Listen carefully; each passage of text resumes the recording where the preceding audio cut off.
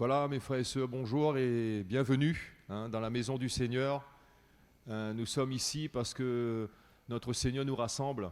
Il veut que nous soyons là à l'écoute de sa parole et nous profitons aussi pour accueillir tous ceux qui nous écoutent en ligne, tous ceux qui suivent nos messages et qui aiment entendre l'Évangile et combien nous sommes rassurés que la parole de Dieu est en train de se répandre alors que les événements autour de nous sont de plus en plus difficiles.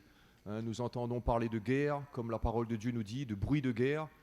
Et le Seigneur Jésus, lorsqu'il avertit ses disciples dans le livre de Matthieu, il dit « Gardons-nous d'être troublés, parce qu'il faut que ces choses arrivent. » Mes frères et mes sœurs, c'est important que ces événements arrivent, mais ce qui est encore plus important, c'est que nous gardons nos cœurs, nous ne soyons pas troublés par ces événements, comme le Seigneur nous dit.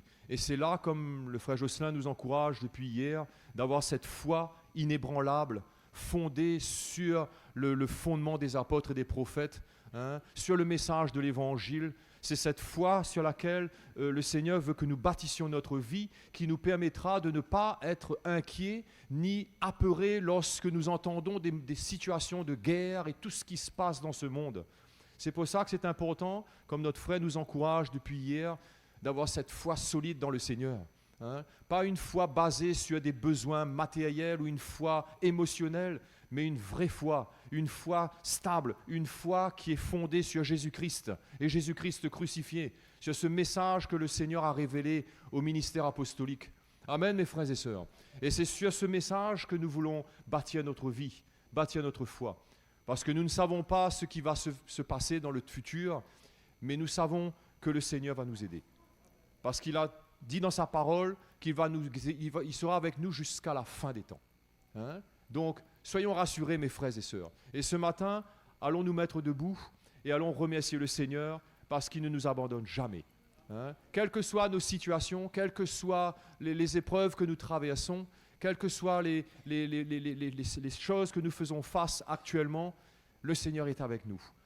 Si tu passes un moment particulier ce matin, même ceux qui écoutent sur Internet, si vous passez un moment particulier ce matin, réalisez que le Seigneur est avec vous.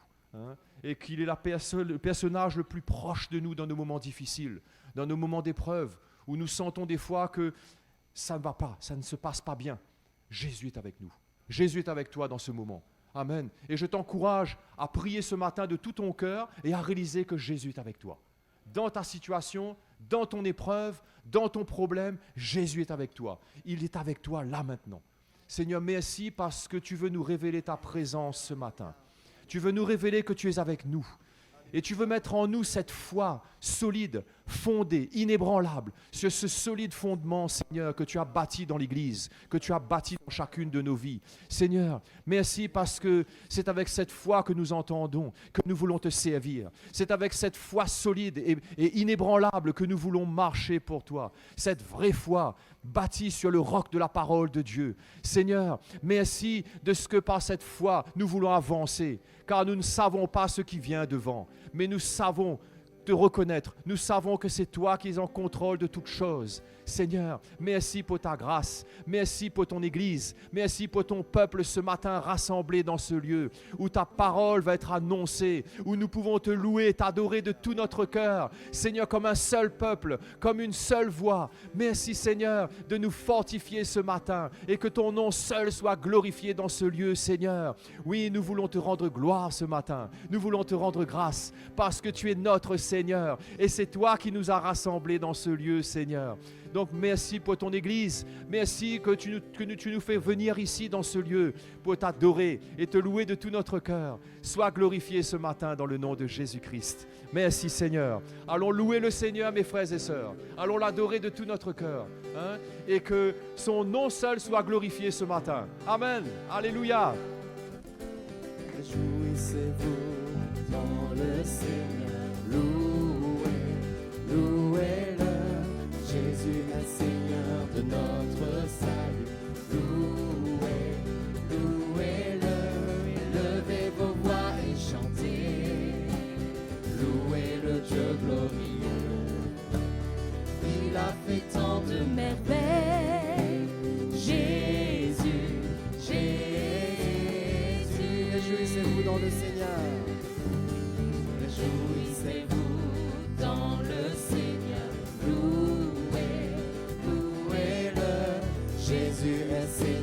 de notre salut. Louez, louez-le, élevez vos voix et chantez. Louez le Dieu glorieux, il a fait tant de merveilles. Jésus, Jésus. Louez, louez, louez, louez, louez, louez Jésus. Louez, louez, louez, louez, louez, louez Jésus. Réjouissez-vous, réjouissez-vous dans le Seigneur. Louez, louez-le, Jésus est Seigneur de notre salut. Louez, louez-le, élevez vos voix et chantez. Louez le Dieu glorieux, il a fait tant de merveilles. Jésus, Jésus. Louez, louez, louez, louez, louez, louez Jésus. Louez, louez, louez, louez, louez, louez Jésus. Réjouissez-vous dans le Seigneur ce matin. Réjouissez-vous dans le Seigneur. Louez, louez-le, Jésus est Seigneur de notre salut. Louez, louez-le, élevez vos voix et chantez.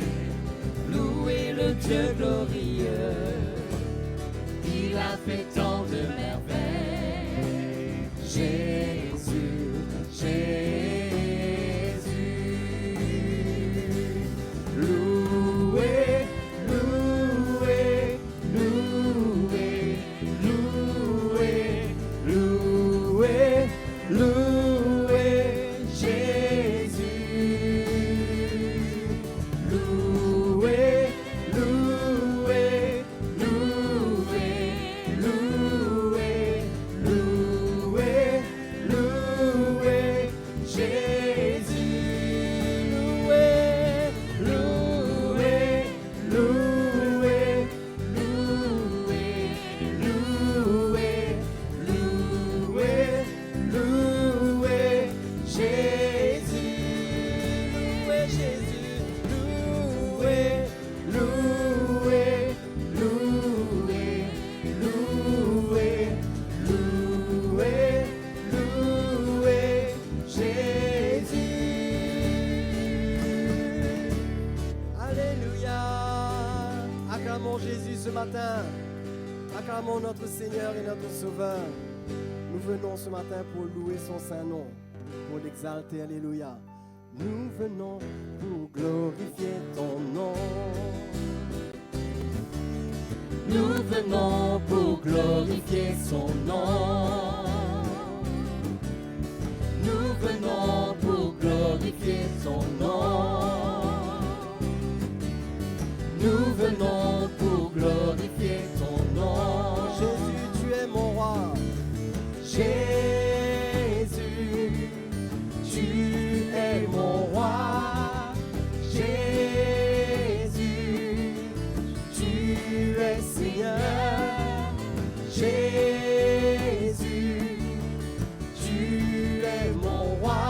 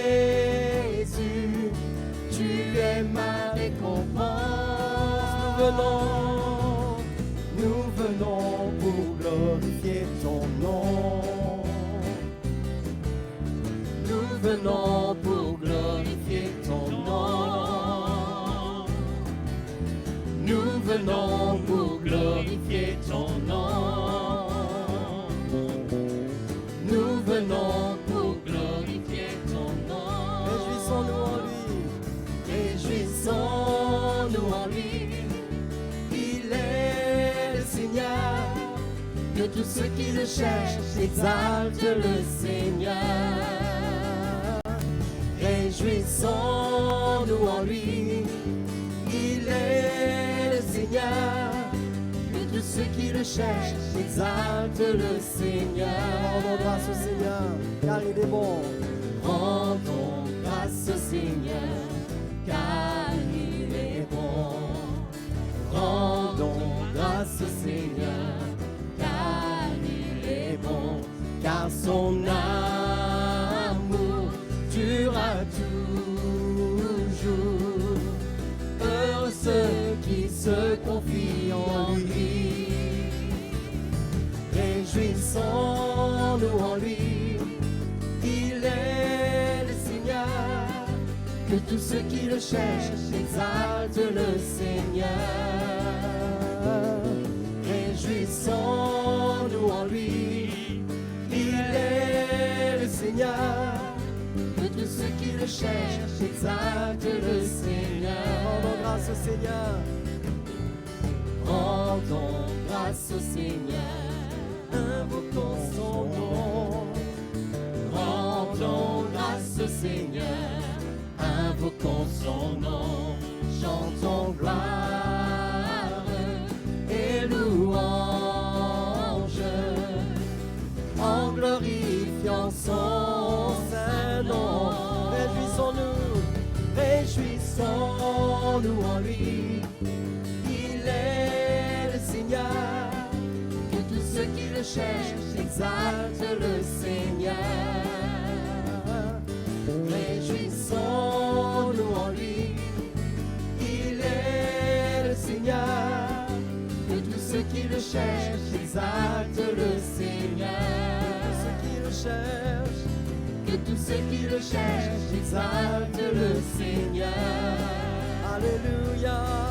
Que tous ceux qui le cherchent exaltent le Seigneur. Exaltent le Seigneur. Alléluia, Jésus. Nous te louons, Dieu Tout-Puissant. Alléluia. Tu es là, Seigneur, ce matin. Grand est notre Dieu. Grand est notre roi. Grand est le Seigneur. Il est le Tout-Puissant.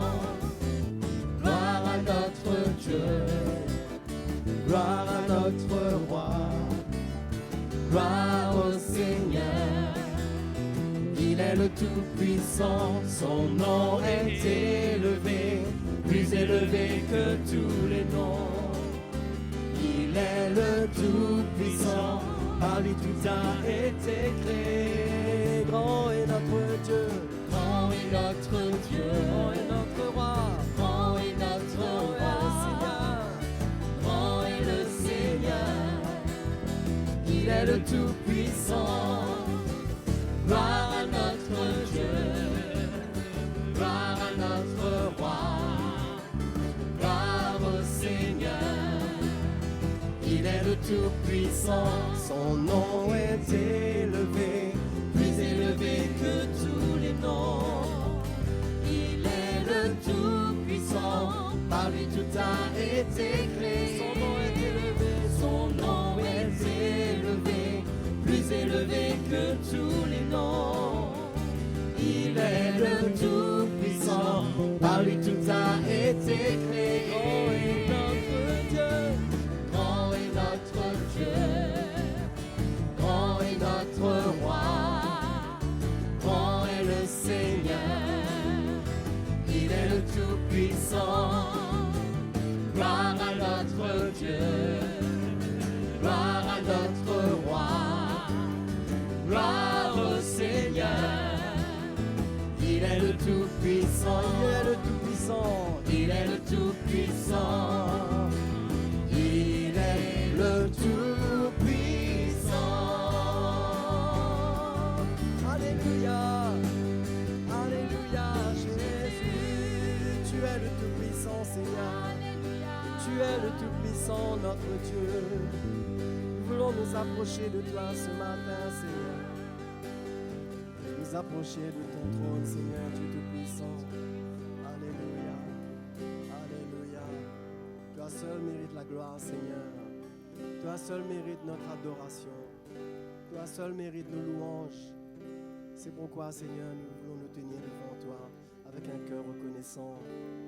Alléluia. Car tu es grand, tes miracles sont si grands. Nul n'est comme toi, Seigneur. Nul n'est comme toi, Seigneur, car tu es grand. Tes miracles sont si grands. Nul n'est comme toi, Seigneur. Nul n'est comme toi, Seigneur. Tu mérites la gloire et l'honneur. Nous levons nos mains en louant, en adorant ton saint nom. Tu mérites la gloire et l'honneur. Nous levons nos mains en louant, en adorant ton saint nom, car tu es grand, tes miracles sont si grands. Nul n'est comme toi, Seigneur. Nul n'est comme toi, Seigneur, car tu es grand, tes miracles sont si grands. Nul n'est comme toi, Seigneur. Nul n'est comme toi, Seigneur. Alléluia. Tu mérites la gloire ce matin, Seigneur. Tu mérites la gloire et l'honneur. Nous levons nos mains en louant, en adorant ton saint nom. Tu mérites la gloire et l'honneur. Nous levons nos mains en louant, en adorant ton saint nom, car tu es grand, tes miracles sont si grands. Nul n'est comme toi, Seigneur. Nul n'est comme toi, Seigneur, car tu es grand, tes miracles sont si grands. Nul n'est comme toi, Seigneur. Nul n'est comme toi, Seigneur, car tu es grand, tes miracles sont si grands. Nul n'est comme toi, Seigneur. Nul n'est comme toi, Seigneur, car tu es grand, tes miracles sont si grands. Nul n'est comme toi, Seigneur. Nul n'est comme toi, Seigneur.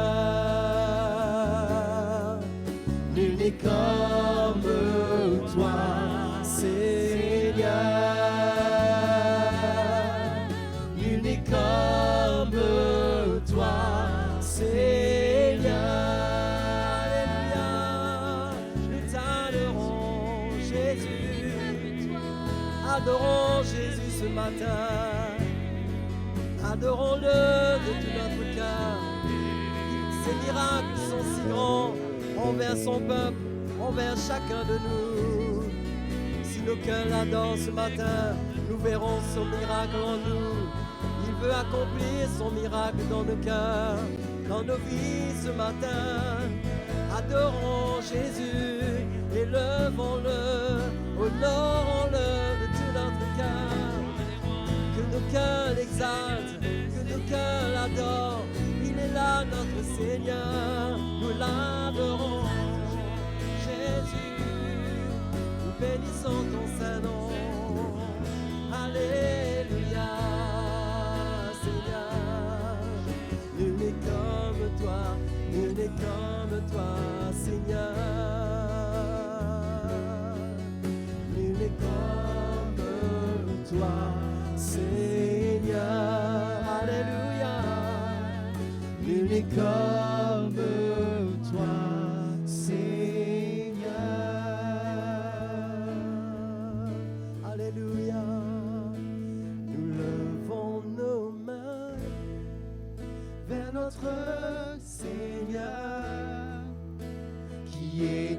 qui est et qui revient. Nous levons nos mains vers notre Seigneur. Nul n'est comparable à toi. Nous levons nos mains vers notre Seigneur. Qui était, qui est, qui revient et qui revient. Nous levons nos mains vers notre Seigneur. Nul n'est comparable à toi. Qui est comme toi? Oh Dieu,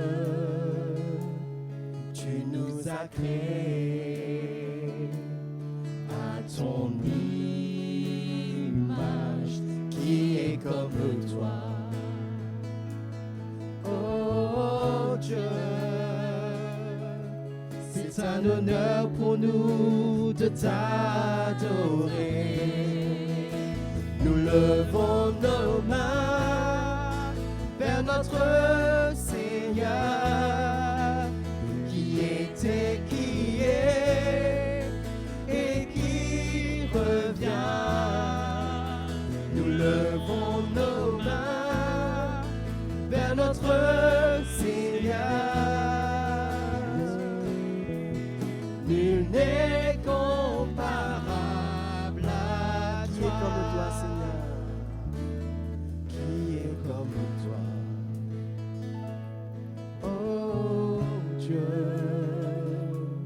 tu nous as créés à ton image.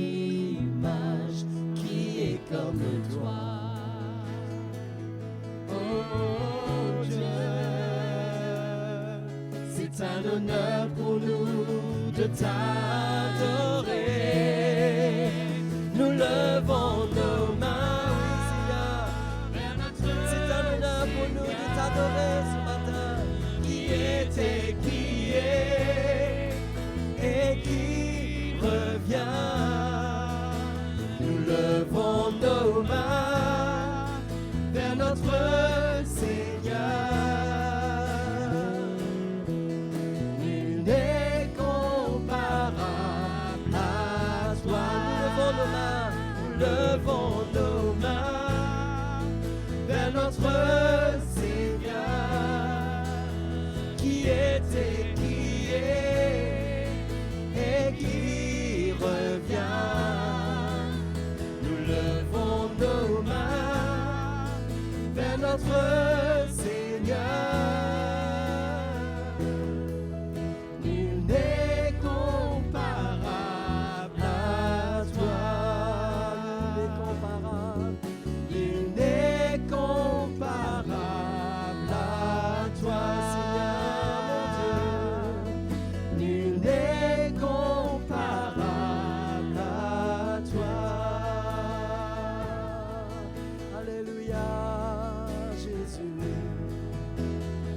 Oui, Seigneur, c'est vrai. C'est un honneur, Seigneur, d'être devant toi, de se tenir devant toi pour t'adorer. Toi, le Fils du Dieu très haut. Toi, notre Seigneur, notre Sauveur. Alléluia. Oh Jésus, tu nous amènes à toi de plus en plus. Tu emmènes ta parole pour vers nous, Seigneur, pour nous emmener à être de plus en plus comme toi, de plus en plus comme toi, comme ton cœur, Seigneur. Jésus, mon Dieu, je t'adore, oh mon roi. Alléluia, Seigneur. Alléluia, Jésus. Oh, merci, Seigneur. Alléluia. Nous t'adorons, nous t'élevons, Seigneur. Alléluia. Nous t'adorons, Seigneur. Nous sommes devant toi, prosternés devant toi, Seigneur. parce que tu es digne d'adoration. Tu es digne de louange, Seigneur. Alléluia. Nos cœurs veulent s'incliner devant toi, Seigneur. Tu es tellement bon, Jésus.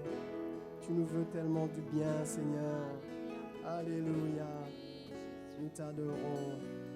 Nous t'adorons ce matin. Alléluia. Alléluia.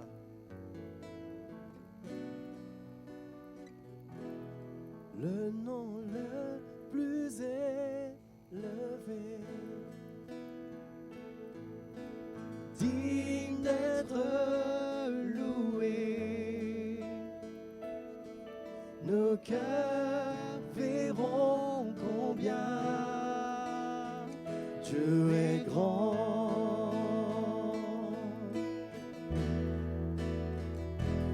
Le nom le plus élevé,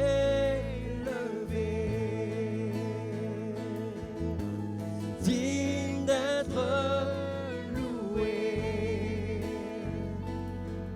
nos cœurs verront combien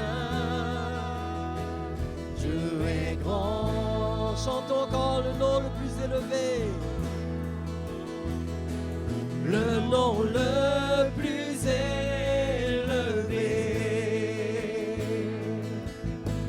digne d'être loué,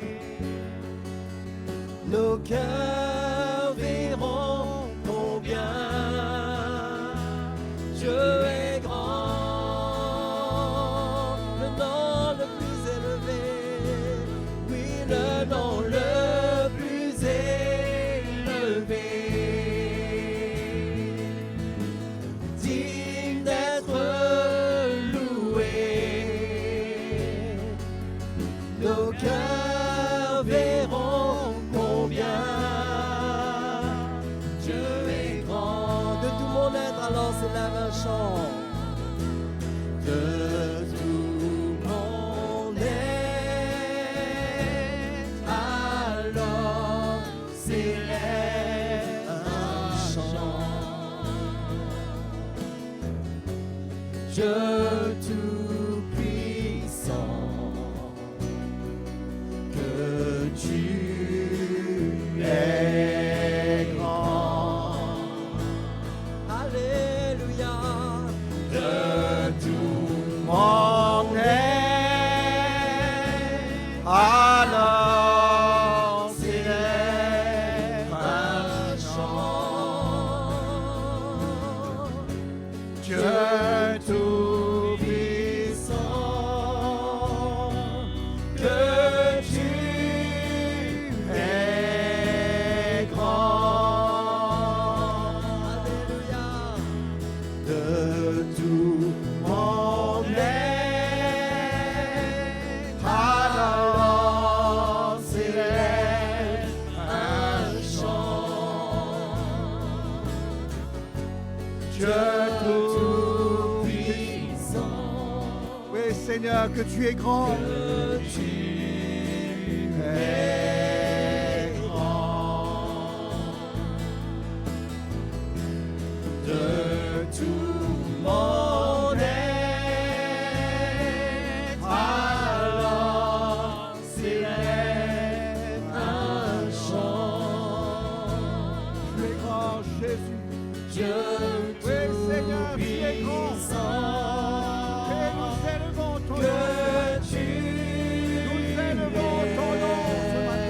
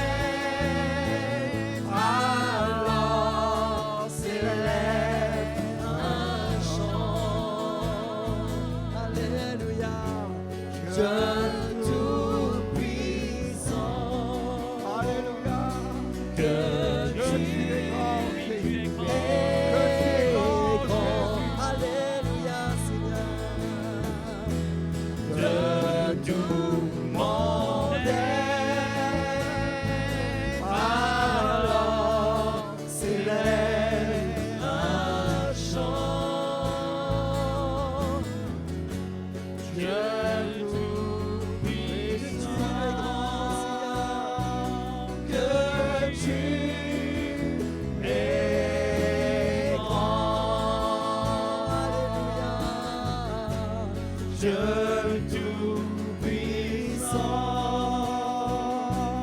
que tu es grand. Dieu tout-puissant, que tu es grand. Alléluia. Seigneur, à toi la gloire. À toi la gloire, notre Dieu. Jésus, nul n'est comparable à toi. Nul n'est plus grand que toi. Tu règnes dans les cieux et sur la terre. Tu règnes dans mon cœur, tu règnes dans nos vies. Alléluia, Jésus. Seigneur, tu es celui qui a triomphé et qui nous fait triompher. Comment ce matin ne pas te louer? Comment ne pas se réjouir dans ta présence ce matin? Comment ne pas reconnaître la grandeur de ton amour pour nous? Seigneur, pauvres pécheurs que nous étions, saints nous sommes devenus. Car tu as répandu sur nous ta grâce. Tu nous as accordé ta justice en triomphant par la croix. Et ce matin, nous sommes un peuple sanctifié, purifié, pour servir à la gloire de ton nom. Tu sièges au milieu de nous, tu règnes à travers de nous. Tu fais connaître ta gloire à travers de ton Église. Tu veux connaître ta puissance à travers de ton évangile. Seigneur, nous t'adorons ce matin. Jésus, nous te glorifions. Tu es notre Dieu. Tu es notre Dieu. Tu es notre Seigneur. Tu es notre Sauveur. Tu es la raison de notre existence, de notre vie. Seigneur, nous vivons par toi et nous vivons pour toi. C'est pourquoi ce matin, nous te glorifions. Ce matin, nous t'exaltons. À toi la gloire, Jésus. À toi la gloire. Seigneur, nous te glorifions. Alléluia. Amen. C'est bon d'adorer le Seigneur, frères et sœurs. De reconnaître la grandeur de l'amour de Dieu pour nous. Amen. C'est par sa grâce que nous sommes là ce matin. C'est par l'œuvre qu'il a accomplie à la croix, qui a renversé le mur d'inimitié, qui nous permet de nous retrouver dans ce lieu en communion avec lui et en communion les uns avec les autres. Amen. Je ne crois pas qu'il y a un peuple ailleurs meilleur que nous, parce que nous sommes le peuple de Dieu. Amen. Le peuple de Dieu, l'épouse de Jésus-Christ. C'est pourquoi ce matin, nous sommes heureux de nous retrouver ensemble pour glorifier le nom du Seigneur. Amen. Vous êtes content d'être là ce matin? Moi, je suis content d'être là. D'être sous le ministère de l'Évangile, d'être dans la présence du Seigneur en communion avec vous. C'est une chose extraordinaire. Et c'est là que le Seigneur va se révéler encore ce matin. Amen. Parce qu'il se révèle au milieu de son peuple. Il ne se révèle pas ailleurs. Il se révèle à son peuple. Et ce matin, nous avons encore ce privilège. Amen. D'être en communion avec lui. Allons acclamer le Seigneur ce matin, frères et sœurs. Allons faire ressentir notre joie d'être dans la présence du Seigneur. Alléluia. Et c'est pourquoi ce matin, c'est avec joie qu'on va participer à l'avancement de son œuvre. Amen. Soutenir son œuvre. Parce que nous sommes, allons dire que nous sommes pour le moment les privilégiés, mais il y a d'autres hommes, d'autres femmes, d'autres jeunes gens. Il y a encore d'autres pays, d'autres nations que le Seigneur veut rassembler dans sa présence. Amen. Il veut que tous les hommes parviennent à la connaissance de la vérité pour être sauvés. Parce qu'il est mort sur la croix pour tous les hommes. Et le désir du Seigneur, c'est que tous les hommes parviennent à la connaissance du Fils de Dieu.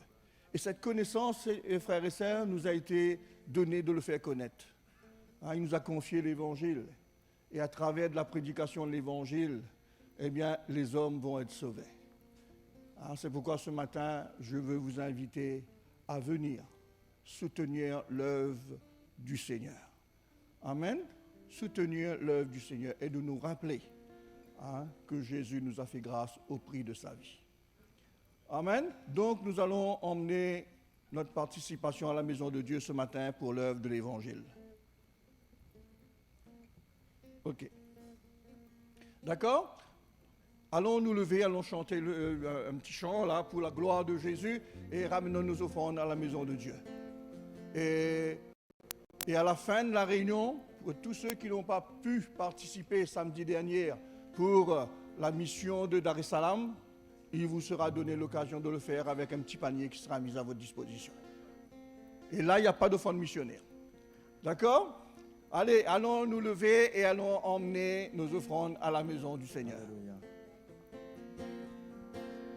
Offrons au Seigneur Notre reconnaissance, son amour dure à jamais, car il est bon, il est au-dessus de tout, son amour dure à jamais.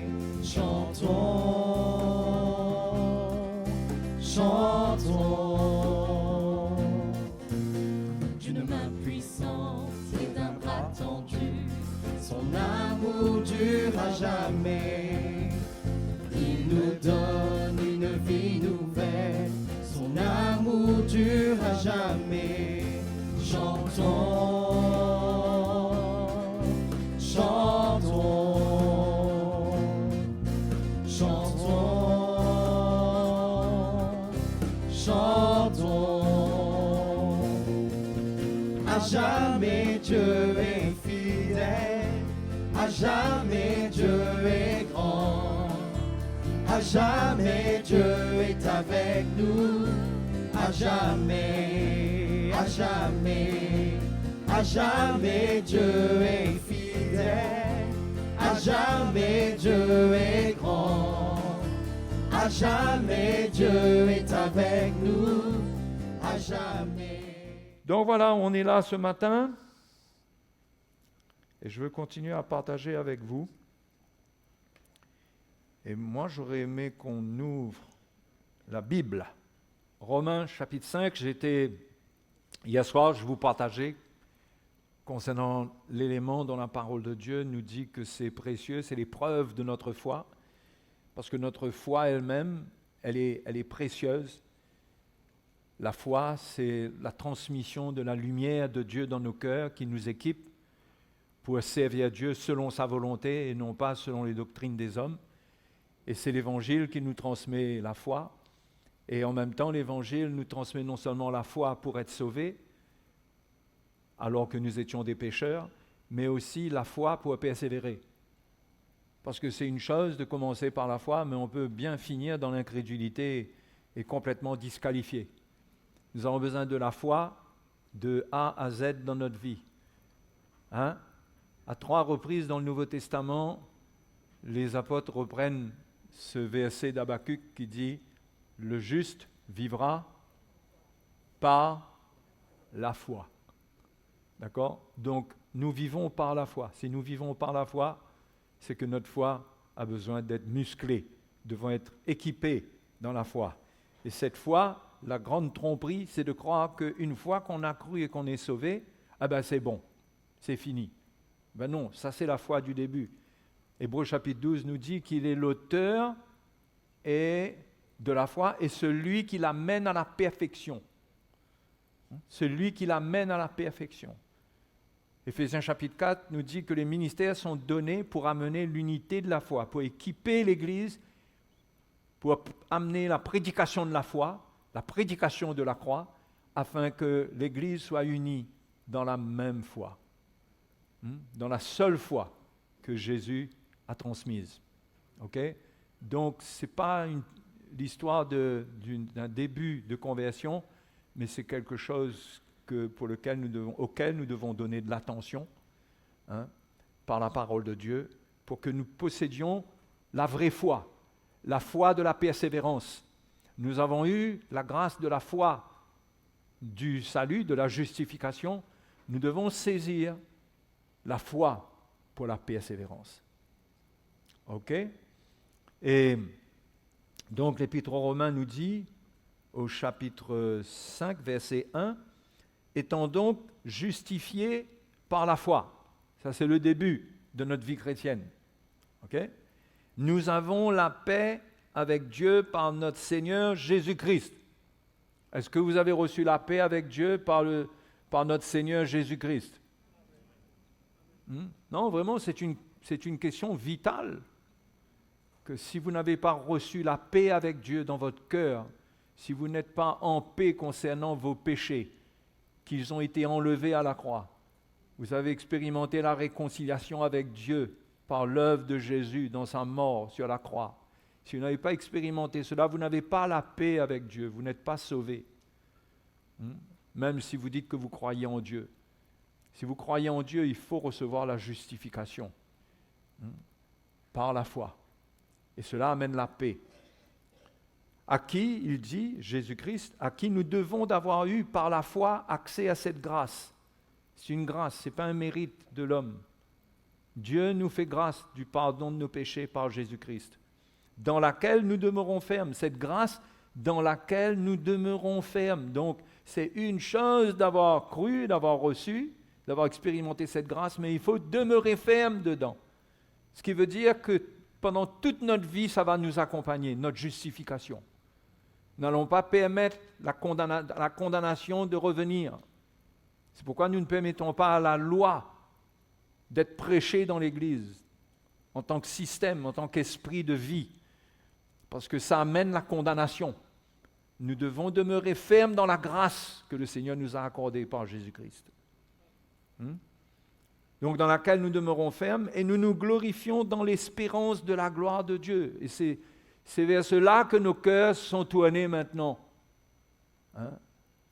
L'espérance de la gloire de Dieu. Nous portons en nous cette espérance. Quand nous avons la paix avec Dieu, nous avons cette espérance dans nos cœurs. Qu'un jour nous serons avec lui. Nous serons dans sa gloire. Nous serons transformés selon son image, complètement. Il ne restera plus rien de l'humain charnel. Les traces du péché, de la chair auront disparu.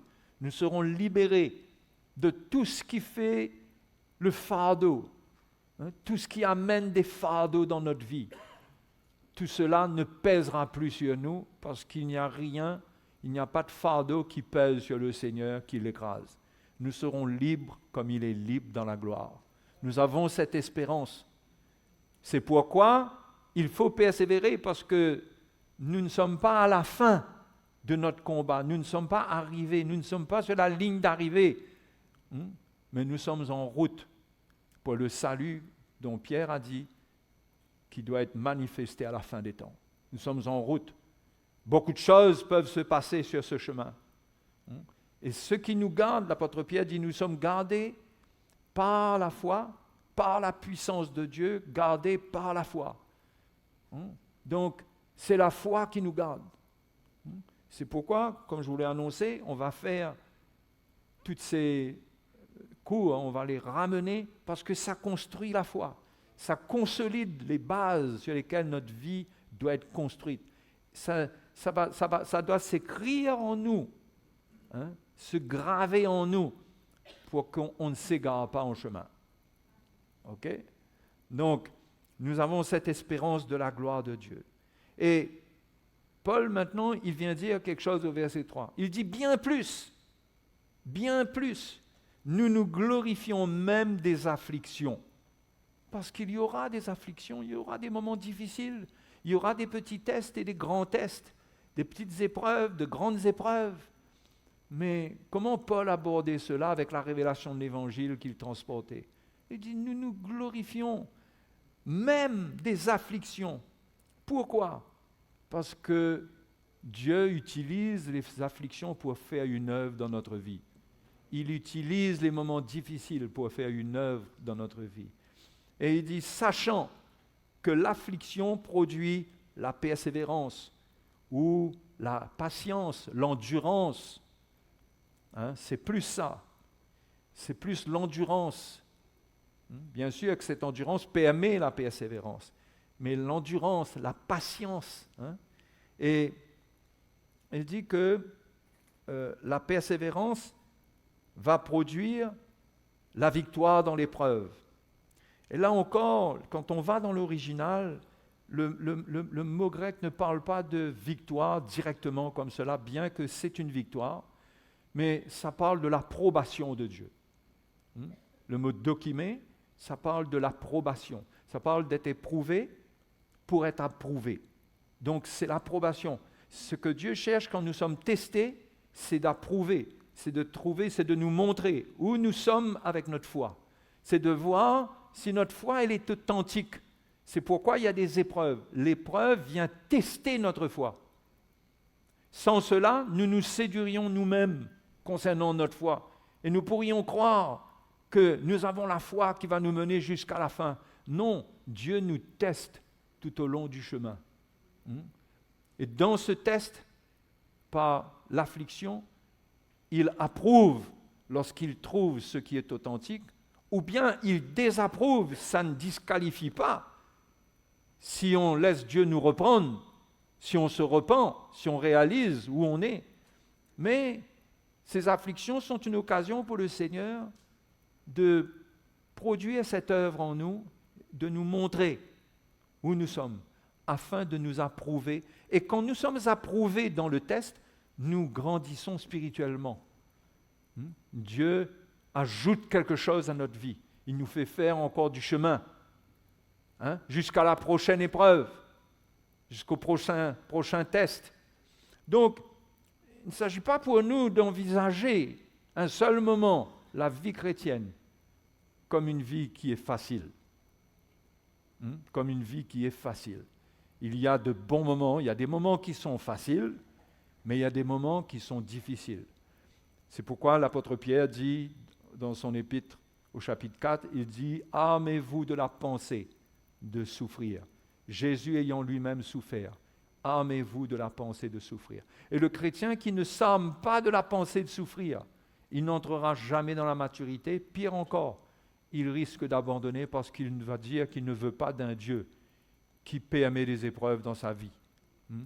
Donc, il s'agit pour nous de vraiment comprendre en quoi consiste notre vie chrétienne, quelle est l'œuvre de Dieu, pourquoi nous pouvons être testés, pourquoi il y a des afflictions. Cela produit une endurance. Cela nous permet d'apprendre la patience pour ne pas quitter le chemin. Et cette endurance produit l'approbation dans l'épreuve. Et quelque part, c'est ça la victoire que nous voulons. Nous voulons ressentir que quand nous avons passé notre chemin, Dieu approuve notre attitude, notre foi. Il voit en nous que nous n'avons pas abandonné, que nous avons appris à ne pas murmurer, que nous avons appris à accepter le chemin, à accepter et à comprendre qu'il faut lui faire confiance. C'est l'épreuve de la foi. Ce n'est pas parce que nous sommes éprouvés, ce n'est pas facile, que ça veut dire que Dieu n'est pas là. Il y a une mauvaise équation dans notre pensée, il y a un faux raisonnement. C'est de se dire, avec Dieu, si Dieu est là, eh ben, les épreuves ne vont pas tarder, il n'y a pas d'épreuves. Voyez, Dieu est amour, Dieu ne peut pas permettre. Il y a tellement de faux raisonnements, il y a tellement de fausses équations, de fausses conclusions qui sont déjà tirées dans nos pensées concernant le Seigneur. Et c'est la vérité de l'Évangile qui remet les choses en ordre. Qu'on comprenne qu'on doit lui faire confiance. Et le test de la foi, c'est ça. C'est que Dieu permet des choses pour tester notre foi, pour voir qu'est-ce qu'on veut faire avec notre vie. Et quand nous sommes trouvés désapprouvés, parce que nous avons échoué, ce n'est pas le moment de se condamner, mais c'est le moment de se remettre en question. Parce que la justification, elle demeure. Elle demeure pour celui qui garde la foi. Donc nous appartenons toujours au Seigneur.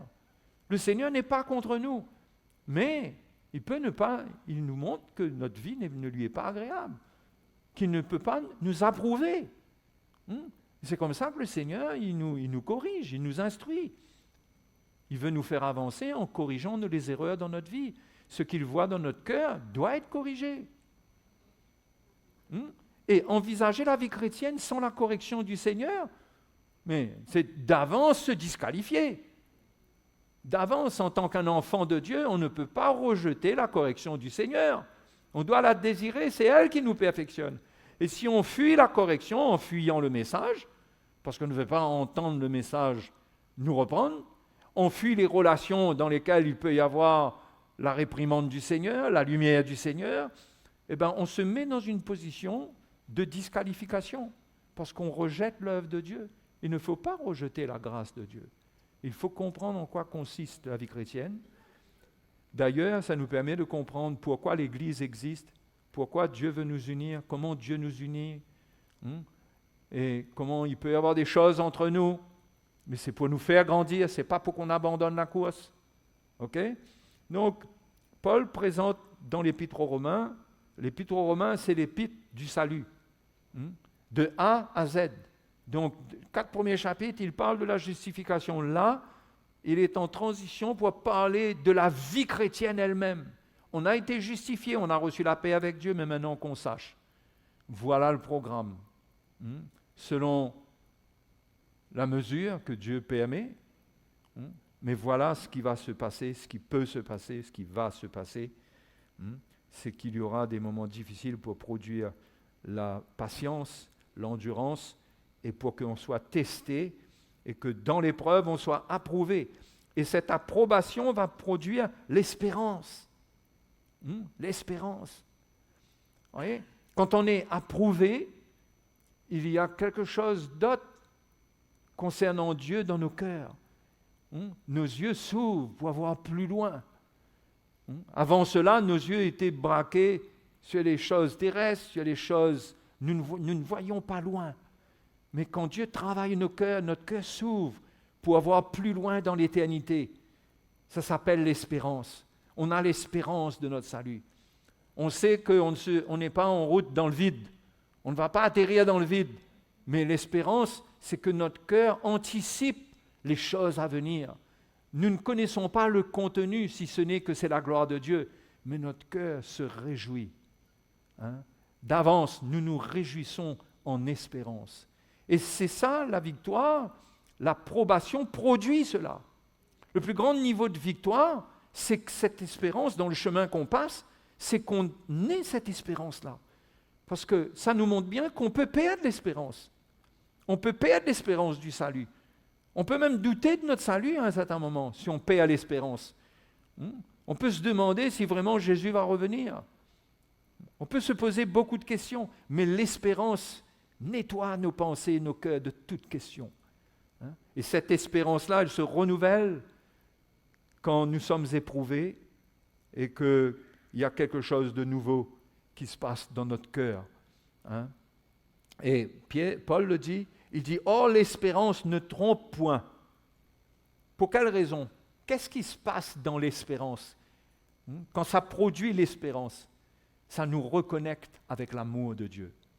Il dit, l'espérance ne trompe point parce que l'amour de Dieu est répandu dans nos cœurs par le Saint-Esprit qui nous a été donné. Ça ne parle pas simplement du jour où l'amour de Dieu a été répandu dans nos cœurs par le Saint-Esprit, mais ça parle de l'expérience de l'amour de Dieu quand nous sommes éprouvés, quand nous sommes approuvés. Cette espérance nous fait goûter à l'amour de Dieu. Et nous pouvons nous connecter au cœur de Dieu et ne pas avoir de doute concernant notre futur, notre avenir. Nous voyons la richesse de notre espérance, ce que cela contient. Et c'est l'amour de Dieu par le Saint-Esprit.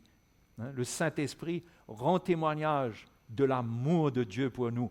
C'est-à-dire que Dieu nous approuve. Que Dieu nous approuve. Que Dieu est à l'œuvre dans notre vie. Que nous n'avons pas à craindre malgré les épreuves. Il est en contrôle de notre vie. Il est avec nous. Alléluia. Donc, ça, c'est l'œuvre du Seigneur quand il nous éprouve. Donc, dans la parole de Dieu, si on regarde, je vous ai parlé d'Abraham hier, et on va continuer à vous parler d'Abraham, on voit qu'Abraham a été testé. Il a été testé. On a vu un des tests à propos de Lot, les querelles entre bergers et tout, et comment Abraham a dû régler ça avec sagesse, selon ce qu'il ressentait du plan de Dieu pour sa vie.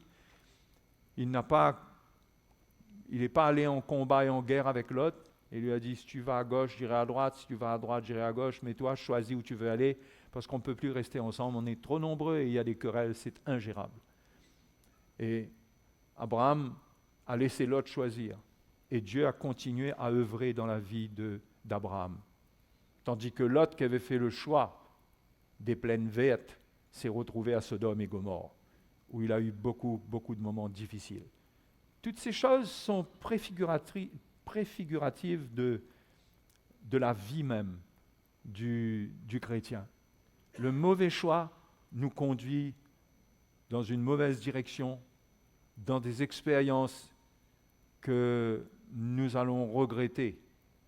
Ce n'est pas la fin de toute chose absolument, parce que Lot a quand même gardé la foi dans son cœur. La Bible dit qu'il était journellement, il était tourmenté dans son âme quand il voyait la vie de tous ses pécheurs.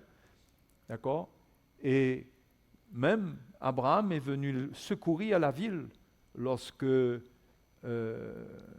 les rois qui étaient dans la région sont venus et ont vaincu le roi de Sodome et Gomorrhe. Abraham est venu délivrer Lot. Et à la fin, même que la situation était terrible pour Lot et que Dieu allait juger la ville de Sodome et Gomorrhe, eh bien là encore le Seigneur a envoyé son ange pour délivrer Lot. Donc, toutes ces choses nous donnent de l'espoir pour ceux qui ont pris la direction de Sodome et Gomorrhe. Hein? Vous comprenez quand je dis de Sodome et Gomorrhe, qui sont allés dans le monde? Hein? Ça nous donne de l'espérance pour eux. Parce que si nous prions comme Abraham a prié, parce qu'Abraham a dû prier pour cela, nous allons voir l'œuvre de Dieu. Hein? On ne dit pas absolument que tout le monde va être restauré et tout, mais Dieu fera tout. Dieu fera tout. Hein? Lot a été sauvé avec sa femme, ses filles, mais ses gendres ont cru qu'il plaisantait lorsqu'il a parlé de la destruction de la ville. Et ils sont restés dans la ville, ils ont été détruits avec la ville. En route, la femme de Lot elle-même a été transformée en statue de sel. Donc tout cela nous donne des avertissements pour notre vie. Hein? Comment nous devons obéir au Seigneur. Mais il y a un moment où Abraham a été mis à l'épreuve, c'est au chapitre 22. Genèse chapitre 22.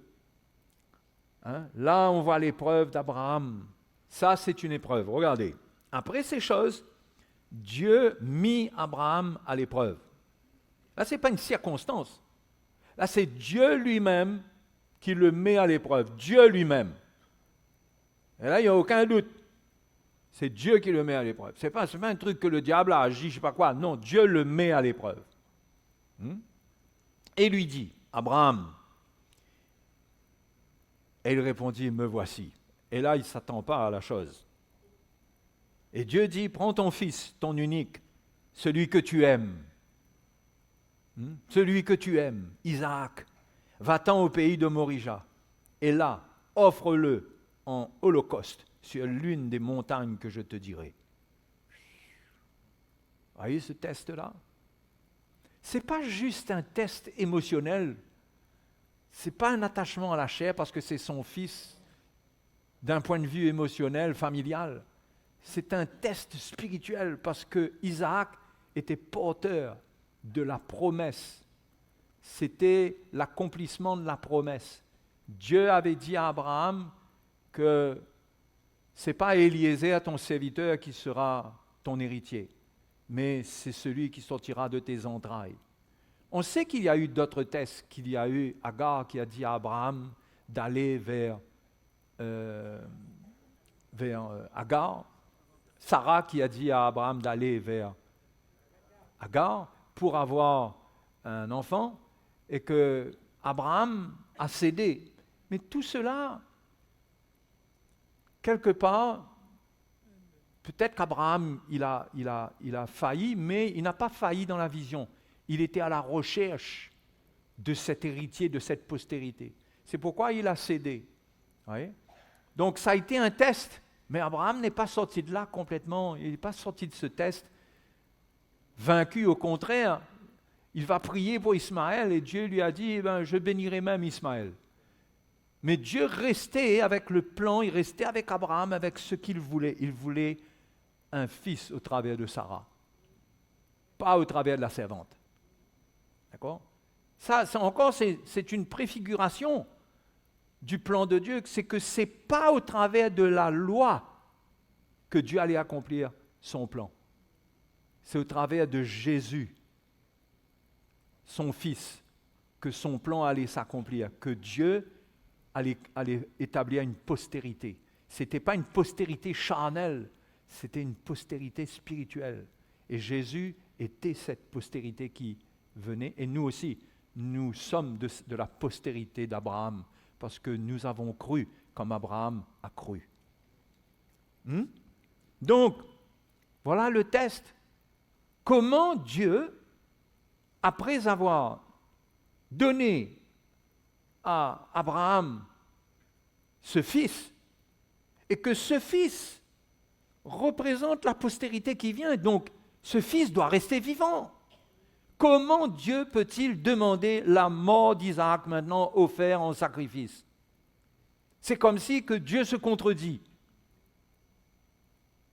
Hein? C'est comme si que Dieu se contredit. Tu as dit que tu me donnerais un fils, tu me donnes un fils, maintenant voilà, tu me demandes le fils, tu me demandes de mettre le fils sur l'autel, de le sacrifier.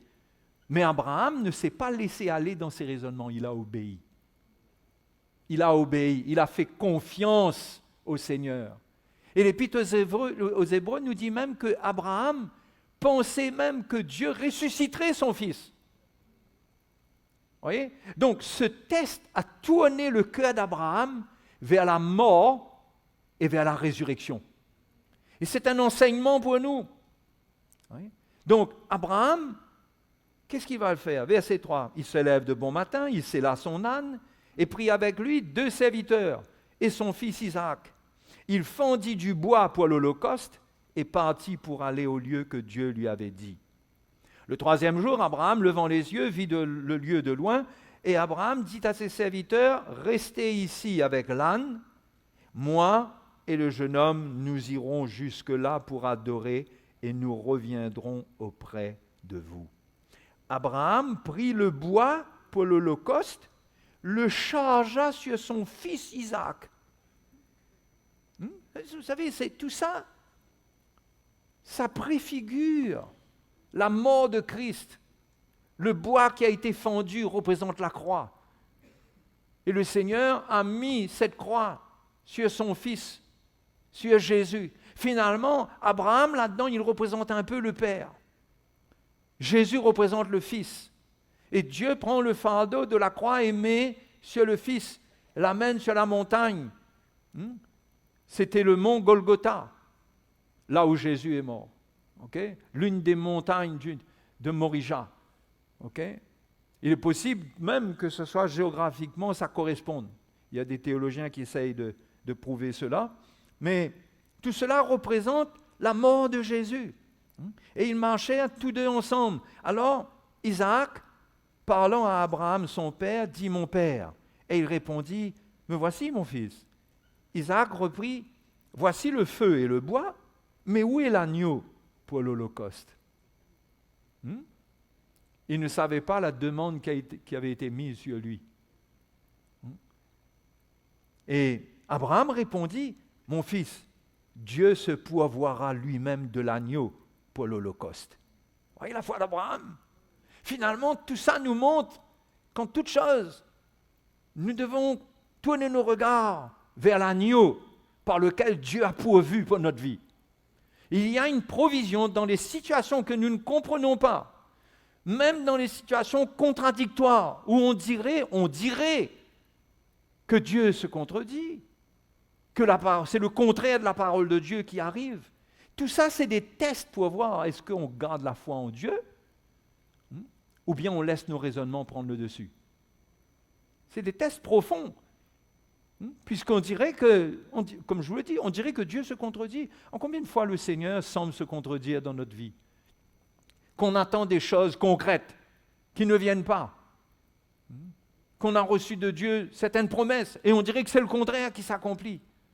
Vous se dites, mais Seigneur, mais pourquoi? Qu'est-ce qui se passe? Mais c'est le test de la foi. C'est l'épreuve de la foi. Dieu peut donner et Dieu peut reprendre. Dieu fait ce qu'il veut. Il donne Isaac, il peut reprendre Isaac. Mais il n'est jamais perdant. Et ce n'est pas pour autant que sa parole ne s'accomplira pas. Il y a toujours quelque chose qui va s'accomplir. Et pour Abraham, c'était que Dieu allait ressusciter Isaac. Il n'y avait pas d'autre moyen. Lui, il était prêt à égorger son fils, à l'offrir en sacrifice. Et vous savez, tout cela nous enseigne bien concernant le test de la foi. Les épreuves de la foi par lesquelles nous pouvons passer. Et donc Abraham a répondu, « Mon fils, Dieu se pourvoira lui-même de l'agneau pour l'Holocauste. » Et ils marchèrent tous deux ensemble. Lorsqu'ils furent arrivés au lieu que Dieu lui avait dit, Abraham y éleva un autel et rangea le bois. Il lia son fils Isaac et le mit sur l'autel par-dessus le bois. Puis Abraham étendit la main et prit le couteau pour égorger son fils.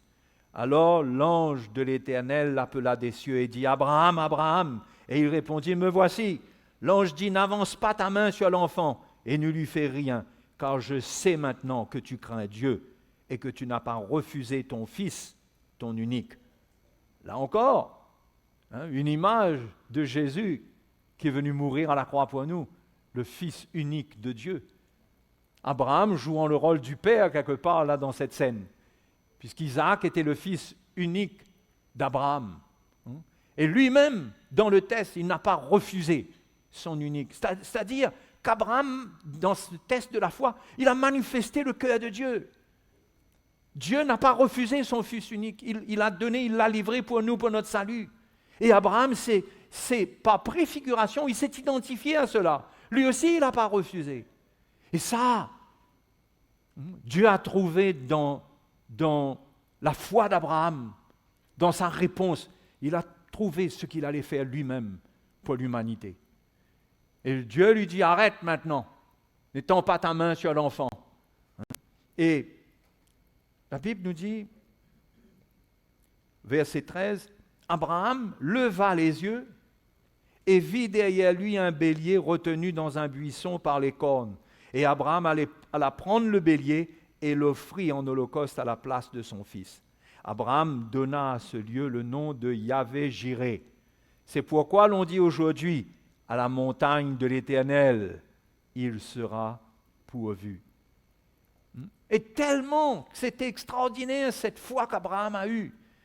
L'ange de l'Éternel appela une seconde fois, verset 15, il appela une seconde fois Abraham des cieux et dit, je le jure par moi-même, parole de l'Éternel, parce que tu as fait cela et que tu n'as pas refusé ton fils, ton unique, je te bénirai, je multiplierai ta postérité, et comme les étoiles du ciel et comme le sable qui est sur le bord de la mer, et ta postérité possédera la porte de ses ennemis. Toutes les nations de la terre seront bénies en ta postérité, parce que tu as obéi à ma voix. Alléluia. Et vous savez, l'Épître aux Hébreux nous dit que Dieu a fait ce serment à cause de nous. Parce que Dieu avait déjà promis. Est-ce que la promesse n'était pas suffisante pour Abraham? Mais avec ce qui s'est passé, Dieu a fait un serment. Et il faut que je trouve ce passage dans l'Épître aux Hébreux. Lorsque Dieu, Hébreux, chapitre 6, verset 13, j'espère que nos frères et sœurs et nos amis sur Internet nous suivent bien et que vous êtes bénis par le partage de la parole de Dieu, que cela vous éclaire, et vous encourage pour cette vie dans laquelle il y a des épreuves, il y a des moments difficiles. Mais le Seigneur, pour autant, ne nous abandonne pas. Il est avec nous. Il sait ce qu'il fait. Et il sait ce qu'il permet. Hébreux chapitre 6, verset 13. Lorsque Dieu fit la promesse à Abraham, ne pouvant jurer par un plus grand que lui, il jura par lui-même et dit, « Certainement je te bénirai et je multiplierai ta postérité. » Et c'est ainsi qu'Abraham, ayant persévéré, obtint ce qui lui avait été promis. Or, les hommes jurent par celui qui est plus grand qu'eux, et le serment est une garantie qui met fin à tous leurs différends. C'est pourquoi Dieu, voulant montrer avec plus d'évidence aux héritiers de la promesse, c'est-à-dire nous, il a voulu montrer quelque chose par là. Dieu voulant montrer aux héritiers de la promesse l'immuabilité de sa résolution, c'est-à-dire que ça ne peut pas changer. Ça ne peut pas changer. Qu'est-ce qu'il a fait? Il dit, il intervint par un serment. Vous savez, promettre, c'est une chose, mais faire un serment. Oui.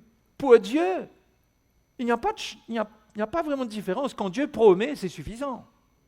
Mais il a fait un serment et ça a marqué la vie d'Abraham. Mais la Bible nous dit que c'est pour nous. C'est pour nous que le serment a été fait, pour qu'on réalise, nous, par la suite des temps, que ce que Dieu a dit, ça ne peut pas changer. Parce que d'un point de vue humain, quand il y a un serment, on ne peut pas toucher au serment, c'est sacré.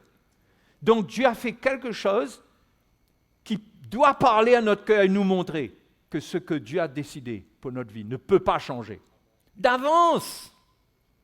D'avance. Plus de 3500 ans en avance derrière. Dieu a anticipé pour nous. Il a fait un serment pour que notre foi reste stable, pour qu'on sache qu'il n'y a rien qui peut toucher au plan de Dieu. Si ce n'est notre défection à nous, que nous, on abandonne tout.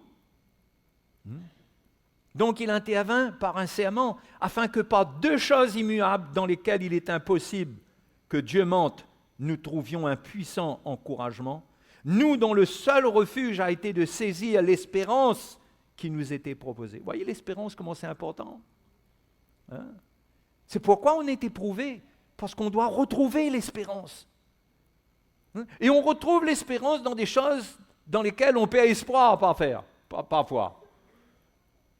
Parfois, on peut perdre espoir. Mais si on garde la foi, on va retrouver l'espérance. On va retrouver l'espérance. Et c'est important, parce qu'il faut garder les yeux rivés sur le plan de Dieu qui vient. Il ne faut pas oublier. Cette espérance, nous la possédons comme une encre de l'âme, sûre et solide. Elle pénètre au-delà du voile, là où Jésus est entré, pour nous, comme précurseur, ayant été fait souverain sacrificateur pour toujours, selon l'ordre de Melchisédek. Quelle révélation que ce livre des Hébreux contient, pour nous encourager. Mais là où je veux en venir, pour retourner à Genèse, à l'expérience d'Abraham, cet épisode d'épreuve de la foi, c'est que Dieu, quand il nous éprouve, la grande leçon à tirer dedans, quand il nous éprouve et que nous n'avons plus rien sur lequel nous appuyer, on dirait même que le Seigneur se contredit. Il n'y a plus rien. Nous sommes éprouvés dans notre foi, dans ce qui est dans notre cœur. Est-ce que nous allons continuer à mettre notre confiance en lui? Et le Seigneur a fait serment. Nous devons croire que ce Dieu qui a fait serment, qui a fait une promesse et qui a fait serment, il ne change pas. Sa parole ne change pas. Et c'est une encre de l'âme. C'est quelque chose de puissant. C'est pourquoi nous sommes éprouvés, pour reconnecter avec cette espérance-là, pour qu'on ne se laisse pas distraire par autre chose, mais que les regards de notre cœur soient tournés vers cela et qu'on se dise, malgré toutes les épreuves de ma vie, il y a l'espérance de la gloire de Dieu devant moi. Et l'amour de Dieu, quand je suis approuvé, elle vient attester à mon cœur que Dieu m'aime, que Dieu a un plan pour moi, que je n'ai pas à craindre, que le Seigneur est avec moi. C'est pourquoi il faut accepter cette épreuve de la foi, parce que sinon, on n'a plus de manifestation de l'espérance dans notre cœur, et on est dans un brouillard, on peut se perdre, on peut s'égarer, on peut douter, mais l'espérance, c'est le sommet de la foi. C'est le triomphe même de la foi. Le triomphe de la foi, ce n'est pas simplement les circonstances, parce que les circonstances, c'est un triomphe temporaire. C'est une victoire temporaire. Que Dieu nous fasse du bien, que Dieu nous guérisse, que Dieu pourvoie nos besoins. Mais l'espérance, c'est entrer dans la victoire éternelle du Seigneur. Ça concerne tout notre avenir, qui est certain, pour lequel Dieu a fait une promesse et il a fait un serment. Donc, pour que notre cœur reconnecte avec cela, notre foi est éprouvée, elle est testée. Et tout ce qui nous empêche de garder l'espérance, le Seigneur nous nettoie de ces choses. Dans le feu de l'épreuve, quand nous nous humilions, il nettoie notre cœur des choses qui nous distraient par rapport à l'espérance et qui nous empêchent de voir la gloire de Dieu à venir pour nous. Vous voyez comment la sagesse de Dieu, c'est de travailler nos vies par l'épreuve. Et le mot affliction est fort, ça peut être des épreuves terribles, grandes. Mais l'élément qui est encourageant, c'est la manière dont Abraham définit la montagne sur laquelle se sont passés ces événements-là. Il appelle cette montagne Jéhovah Jireh, l'Éternel qui pourvoit. Et là encore, on peut tellement tomber dans une définition pauvre de voir que Dieu pourvoit à nos besoins. Mais bien sûr que la Bible dit que Dieu pourvoit à nos besoins. Mais il ne s'agit pas de cela. Dans ce qu'Abraham, dans ce que Dieu veut nous enseigner sur cette montagne, avec son fils qui s'est chargé de ce fardeau, et que ça parle de Jésus qui s'est chargé de sa croix, qu'est-ce qui est pourvu? Qu'est-ce qui est pourvu? Quelle est la provision? Dans ce moment où Abraham est testé, et dans ces moments où nous-mêmes nous sommes testés, nous devons retourner à la montagne de l'Éternel, là où il y a la provision de Dieu. Quelle provision? Il y a un sacrifice pour nous restaurer. C'est le sacrifice de Jésus. Ce n'est pas le sacrifice d'un bélier. Le sacrifice d'un bélier, d'un animal, n'a pas d'effet sur notre vie. Mais le sacrifice de Jésus, quand on l'accueille, quand on croit dans ce sacrifice fait un miracle en nous. Fait un miracle en nous. C'est ça la provision de Dieu. C'est le miracle de Dieu pour nous transformer, pour nous changer, pour enlever le fardeau sur nous. Dieu a enlevé le fardeau sur Abraham. Il a retiré Isaac de cet autel. Le plan, c'était pas ça. Son fils allait être sacrifié plus tard. Et nous, Dieu veut retirer le fardeau sur nous. Le fardeau d'une vie où nous construisons nous-mêmes notre vie. Nous cherchons des solutions nous-mêmes. Nous pouvons nous plaindre, nous pouvons murmurer, nous pouvons trouver que Dieu, peut-être quelque part on s'est dit, oui, mais est-ce que Dieu est fidèle à ce qu'il dit quand je regarde ma vie? Mais Dieu est fidèle par rapport à ce qu'il a prévu pour l'éternité. C'est ça que nous devons voir. Il est fidèle dans ce qu'il annonce pour l'éternité. Il ne garantit pas que tout le monde sera guéri. Bien sûr, nous pouvons avoir la foi et nous attendre à cela. Mais il ne s'agit pas de cela, bien que quand Jésus est mort, il a porté nos maladies. On peut s'attendre à cela dans la foi. Mais il ne garantit pas les choses qui touchent notre corps seulement, mais il parle de notre âme, de notre avenir, avec lui. Et au fait, la foi, par l'espérance, nous fait attendre les promesses au-delà de notre vie.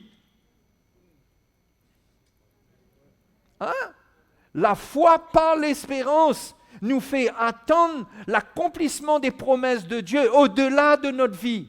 C'est-à-dire que si aujourd'hui, tu es misérable, tu es pauvre, d'accord, et que tu vois comment Dieu dit dans sa parole, comment il peut pourvoir, comment il y a de grandes choses qu'il peut faire et tout ça. Mais si tu associes tout cela seulement à ta vie terrestre, tu peux être déçu. Tu peux attendre et attendre et attendre. Mais la promesse de Dieu, de l'abondance de la vie, ce n'est pas pour cette vie terrestre. Cette promesse va s'accomplir plus tard, au-delà de notre vie. Nous serons prospères. Il n'y aura pas un petit malheureux dans le royaume de Dieu. Donc, le message de la prospérité, s'il est vrai, ce n'est pas pour cette vie.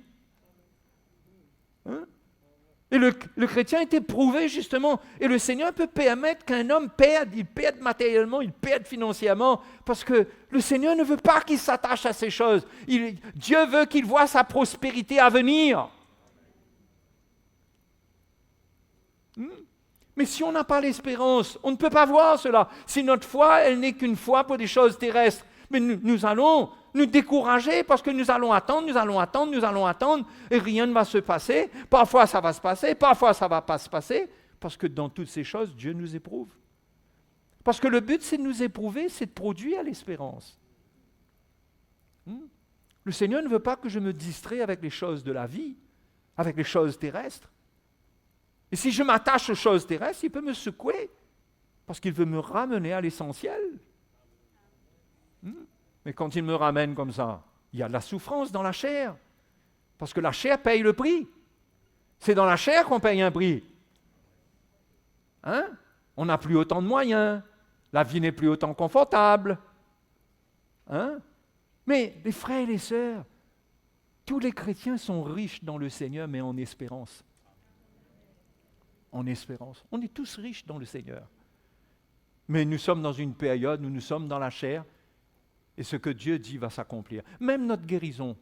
Si quelqu'un n'est pas guéri sur la terre, il aura plus que la guérison. Dans la résurrection, il aura un corps parfaitement en bonne santé. Non? Je ne suis pas en train de dire, je ne suis pas en train de minimiser les promesses de Dieu concernant l'intervention de Dieu dans notre vie ici-bas. Parce que nous devons avoir la foi, parce que nous avons besoin d'être en bonne santé pour servir le Seigneur. Mais nous ne pouvons pas limiter Dieu à notre santé. Et Dieu a la souveraineté en toutes choses. Mais nous pouvons nous attendre au Seigneur. Moi, je m'attends au Seigneur pour la guérison. Mais je ne me laisse pas distraire par ça. Hein? Comme si que c'est quelque chose qui pèse sur moi, que je dois être guéri. Le Seigneur dit que c'est par les meurtrissures de Jésus que je suis guéri. Pourquoi je ne suis pas guéri? Non! Je fais confiance au Seigneur. Mais moi, je sais que la promesse de ma restauration, elle est totale dans le corps ressuscité que Jésus me donnera. Ben oui! On s'attend avant et on a le droit. Et si on a la foi, Dieu nous donnera, parce qu'on a la foi pour cela et que Dieu agit quand on a la foi. Mais, mes frères et mes sœurs, on ne peut pas trouver un bouton sur le Seigneur sur lequel on appuie. Ce Dieu-là, il a une volonté qui est propre. Il est souverain. Amen. Donc, il s'agit de remettre les rênes au Seigneur. Et quand nous essayons de reprendre le contrôle de notre vie par nous-mêmes, nous pouvons être éprouvés. Dieu nous éprouve. Hein? C'est pourquoi Jésus a dit qu'il faut, si on veut le suivre, il faut renoncer à nous-mêmes.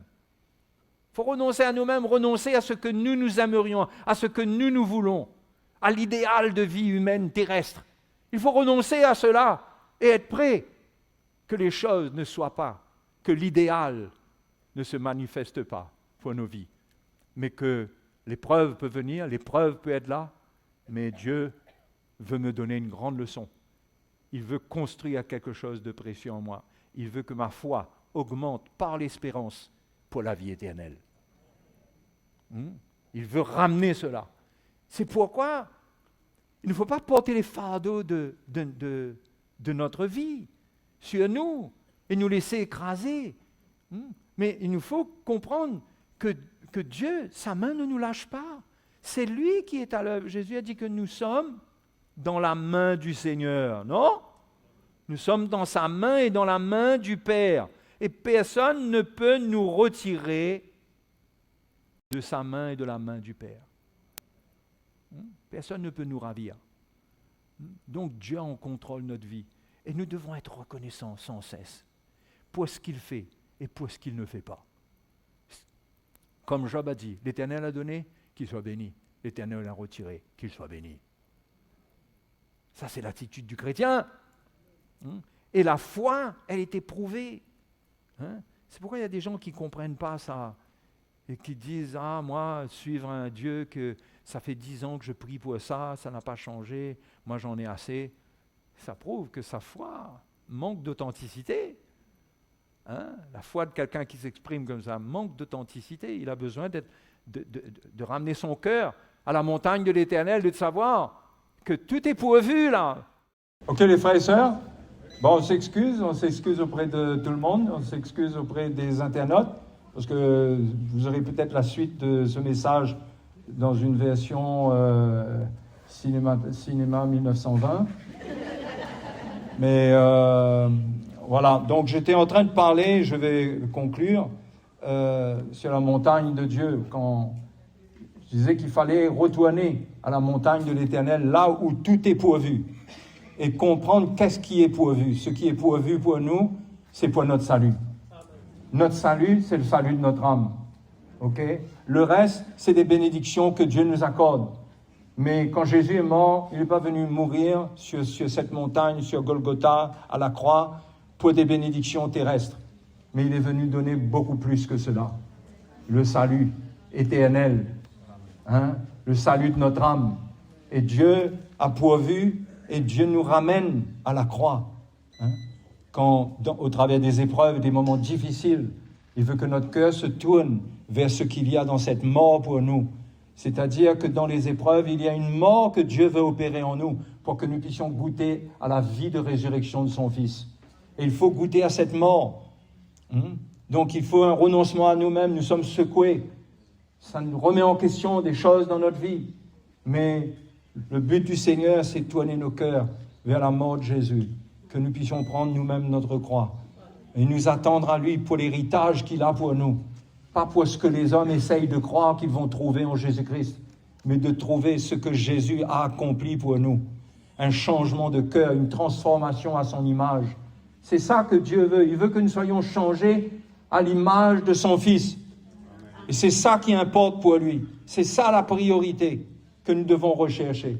Et pour cela, il nous ramène, comme pour Abraham, sur cette montagne où tout est pourvu, où Dieu, il pourvoit, mais ce n'est pas sur la montagne du mont Moricha là-bas, c'est sur le mont Golgotha où Jésus est mort que tout est pourvu pour nous. Et il veut nous ramener nos cœurs vers ce qu'il a pour nous, les choses éternelles, pas les choses temporaires. Il veut ramener nos cœurs vers les choses qui sont éternelles, les richesses de Dieu qui ne peuvent pas diminuer en valeur, en qualité. Les choses terrestres, ça peut corrompre, mais les choses célestes, ça dure éternellement.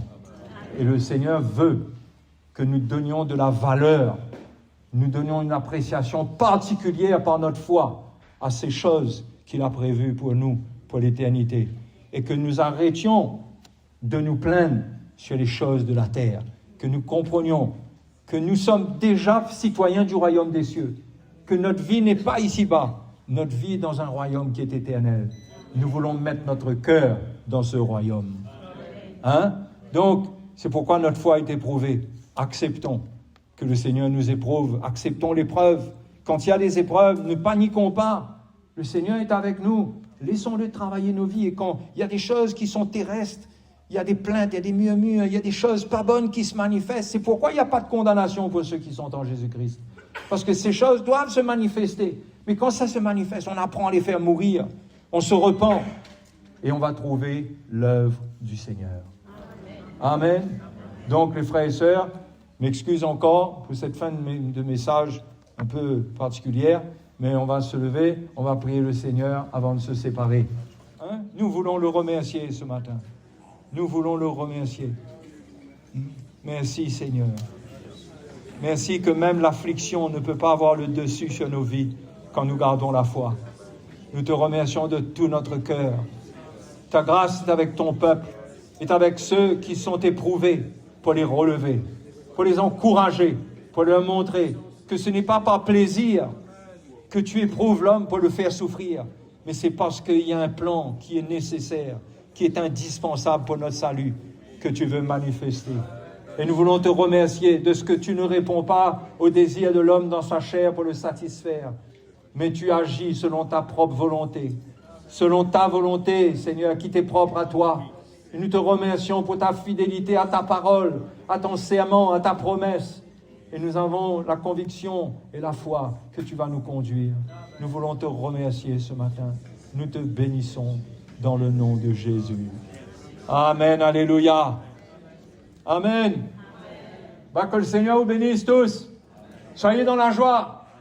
Soyez des chrétiens joyeux. Que les gens puissent demander, mais pourquoi tu es dans la joie comme ça? Mais qui ne se demandent pas tout le temps, qu'est-ce qui t'arrive? Mais qui demandent, qui commencent à poser des questions sur ta joie. Ils commencent à poser des questions sur ton amour. Comment ça se fait que tu as de l'amour comme ça? Comment ça se fait que tu veux servir comme ça?